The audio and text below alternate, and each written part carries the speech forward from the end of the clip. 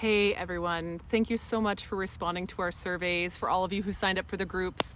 I'm overwhelmed with how exciting this all is, and I can't wait to see you in our sessions. So this week I'm out in nature because it's the last pretty day in Oregon, so I'm taking advantage of it. Last week we talked about the importance of the joyful again. So at the end of that video, I did leave you on kind of a cliffhanger. Some of you even mentioned to me like, Allison, I get it, but how? How do you do it? That's not cool. I want to know how to make it happen. I don't need to know about it. I need to know how to do it. So I promised you in the last video we would get into it. Here we go. We're going to break down some of these games and strategies into two sections: young kids and older kids. If you are teaching in middle school, you'll find that some of the younger kids strategies will work in some of your classes and some of the older kids strategies will work in your other classes. So if you want to know more about how to apply these strategies to your specific classrooms, I really encourage you to join one of our weekly groups. There is so much time in each of them to ask really specific questions. For elementary, use constructive adversarialism. So in the newsletter this week, I will link to a blog post where you can get into depth on constructive adversarialism. For now, let's just say that constructive adversarialism is competition, but competition that creates student unity. Said another way, constructive adversarialism is when you compete with your students. I'm not sure how else to say this, but most kids love to be stinkers. So here's a case in point. Stormy, I'm not gonna tell you again. Sit back. Sit back. Stormy. To compete with your students, you'll need to start by creating something of a false dichotomy. In reality, if your students get better, you also win. However, for constructive adversarialism, you are going to pretend like their gain is your loss. So the way I most commonly do it is I go on the board, I write a big T that your students can see. Now on the top of the T, you're going to write your initials on one side and a C for class or an S for students or whatever makes sense on the other side. Then you're going to tell your students, we are going to work on blank. Whatever it is. This again is where you need to be really careful to pick something very limited, very specific, and very targeted, like we talked about last week. If you use this visual, you will choose one of these lower points. So zooming in, it will look like this. You're only going to focus on this one section.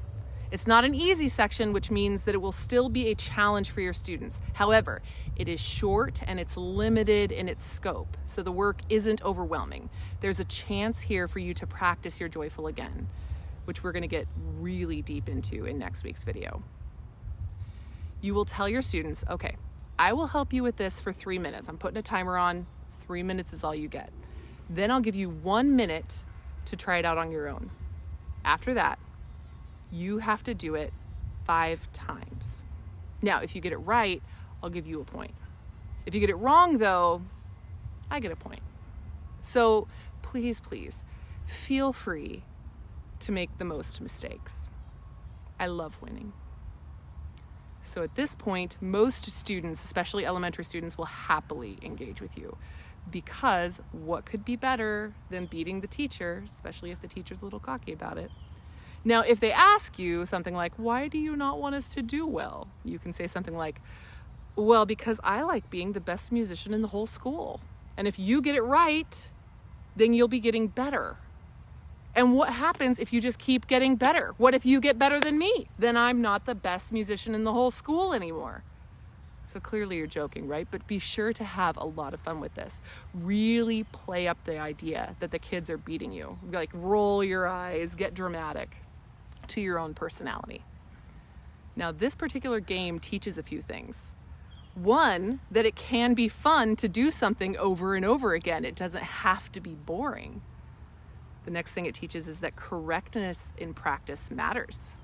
There's a limit to the amount of times you need to play something correctly. That's the other thing you learn. Notice it's not practice until you get it right. It's play this 5 times and then you're done. It also teaches resilience to mistakes and perspective about them. As in, I know I made a mistake, but I still have more correct than I do incorrect. This game also teaches the gamification of skills, which is the most important strategy for learning a physically executed skill. All right, now for more experienced middle school students, high school students, and college students. Your best bet with older students is to explicitly and consistently re-educate them about practice, and then teach them games that they can use themselves. Because by this time in their musical careers, you'll be dealing with students who have some ideas in their head about what practicing is. And most of those ideas will be either mostly wrong, entirely wrong, or actually actively destructive.